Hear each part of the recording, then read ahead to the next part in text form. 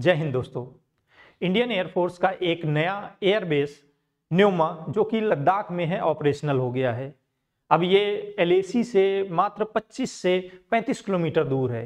ये एक स्ट्रेटजिकली बहुत ही इम्पॉर्टेंट है क्योंकि चाइना जिस तरह से बॉर्डर पे अपने मिलिट्री इस्टेब्लिशमेंट स्थापित कर रहा है, कई उसने एयर बेसेस बनाए हुए हैं, मिलिट्री बेसेस बनाए हुए हैं, इसलिए ये इंडिया के लिए भी काफ़ी इम्पॉर्टेंट है।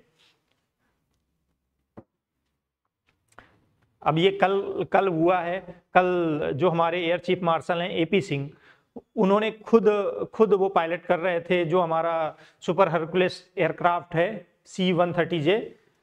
ये एक ट्रांसपोर्ट एयरक्राफ्ट है, उसको वो खुद पायलट कर रहे थे। तो वहाँ पे लैंड हुआ है, तो आप इससे समझ सकते हैं कि किस कैटेगरी के जो एयरक्राफ्ट हैं वहाँ से ऑपरेट किए जा सकते हैं।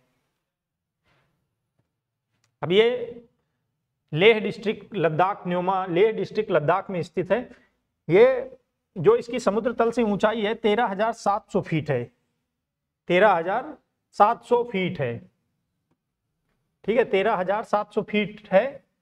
और ये सबसे जो स्ट्रेटेजिकली इंपॉर्टेंट एरियाज हैं जैसे पेंगोंग सो, चुशुल और डेमचौक, उनके काफी करीब है, ठीक है। तो ये स्ट्रेटेजिकली बहुत ही ज्यादा इंपॉर्टेंट है।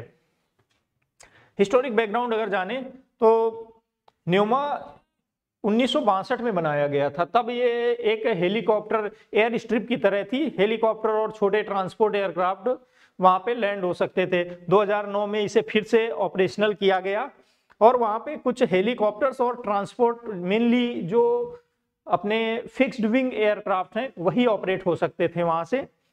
उसके बाद इसको 2020 में जो हमारा चाइना के साथ क्लैश हुआ था, गलवान क्लैशेस जो हुए थे, उसके बाद फिर से जरूरत पड़ी कि इसको फिर से बनाया जाए, ऑपरेट किया जाए, क्योंकि चाइना के साथ जो स्टैंड ऑफ है, चाइना वहां पे मैसिवली अपने जो एयर बेसेस हैं, मिलिट्री बेसेस हैं, मिलिट्री एस्टेब्लिशमेंट्स हैं, वो डेवलप कर रहा है।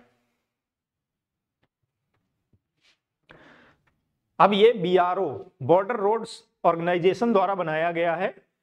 अभी इस जो प्रोजेक्ट की टोटल कास्ट है वो 200 करोड़ रुपए है, ठीक है। ये 200 करोड़ रुपए में बनाया गया है। इसमें 2.7 किलोमीटर का रनवे है जो फाइटर जेट्स, ट्रांसपोर्ट एयरक्राफ्ट और हेलीकॉप्टर्स, इन सब को ऑपरेट कर सकता है। अब इसकी शुरुआत जो की गई थी 2023 में शुरू किया गया था, जो फाउंडेशन रखा गया था।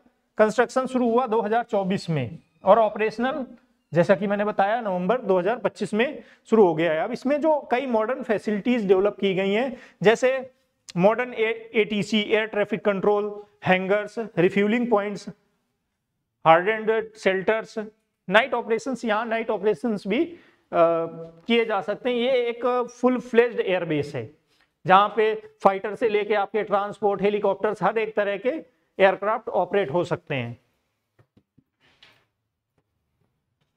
स्ट्रेटेजिक पर्पज है इस चीज का कि rapid deployment of air assets in eastern Ladakh, और जो हमारे ईस्टर्न लद्दाख एरिया में है वहां पे जो हमारे एयर एसेट्स हैं उनको तेजी से मोबिलाइज किया जा सके, ठीक है। फाइटर ऑपरेशंस और वहां जो आर्मी के लिए लॉजिस्टिक्स सप्लाई करने के लिए ये एक काफी मेन जो एयर बेस है वो हमारे लिए हेल्प करेगा।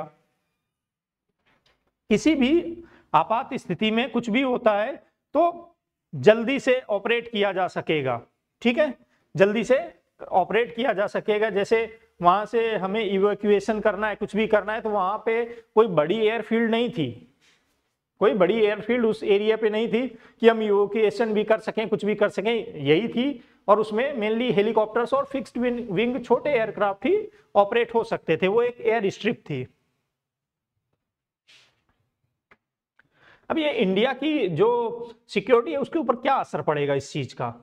Faster troop and equipment movement in high altitude zones. जैसे अब हाई अल्टीट्यूड जोन्स में वहां ट्रक्स से अगर सामान लेके बाई रोड जाया जाए तो वो काफी टाइम लगता है, काफी रिस्की है। कई बार वहां रोड्स भी बंद होते हैं, बर्फ की वजह से रोड बंद हो जाते हैं। तो ये एक है जो सीधा एयरक्राफ्ट वहां तक सामान आपका पहुंचा सकते हैं।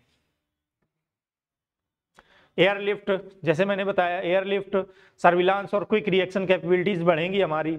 जो हमारे एयरफोर्स को है वो सपोर्ट मिलेगा, आर्मी को फॉरवर्ड जो एरियाज में डिप्लॉयड हैं उनको सपोर्ट मिलेगा, उनको आर्म्स, एमुनेशन, उनके लिए लॉजिस्टिक जो सामान है खाने के लिए, वो सारी चीज़ों की सप्लाई तेज हो पाएगी।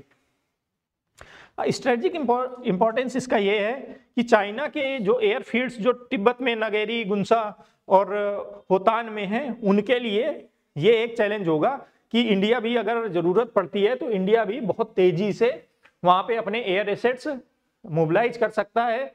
जो आर्मी है या एयरफोर्स है वहाँ पे उनको लॉजिस्टिकल और इक्विपमेंट सप्लाई कर सकता है।